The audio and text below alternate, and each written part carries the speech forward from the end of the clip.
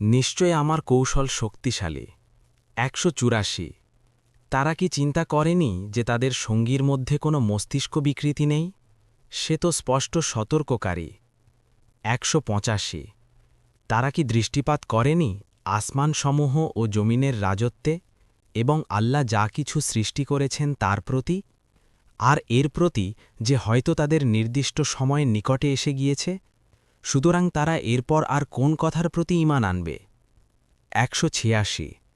আল্লাহ যাকে পথভ্রষ্ট করেন তার কোনো হিদায়েতকারী নেই, এবং তিনি তাদেরকে তাদের অবাধ্যতায় ছেড়ে দেন, তারা দিশেহারা হয়ে ঘুরে বেড়ায়। ১৮৭। তারা তোমাকে কিয়ামত সম্পর্কে প্রশ্ন করে, তা কখন ঘটবে? তুমি বলো, এর জ্ঞান তো রয়েছে আমার রবের নিকট, তিনি এর নির্ধারিত সময়ে তা প্রকাশ করবেন। আসমানসমূহ ও জমিনের ওপর তা কঠিন হবে, তা তোমাদের নিকট হঠাৎ এসে পড়বে। তারা তোমাকে প্রশ্ন করছে যেন তুমি এ সম্পর্কে বিশেষভাবে অবহিত। বলো, এই বিষয়ের জ্ঞান কেবল আল্লাহর নিকট আছে, কিন্তু অধিকাংশ মানুষ জানে না। ১৮৮। বলো, আমি আমার নিজের কোনো উপকার ও ক্ষতির ক্ষমতা রাখি না, তবে আল্লাহ যা চান। আর আমি যদি গায়েব জানতাম তাহলে অধিক কল্যাণ লাভ করতাম, এবং আমাকে কোনো ক্ষতি স্পর্শ করত না।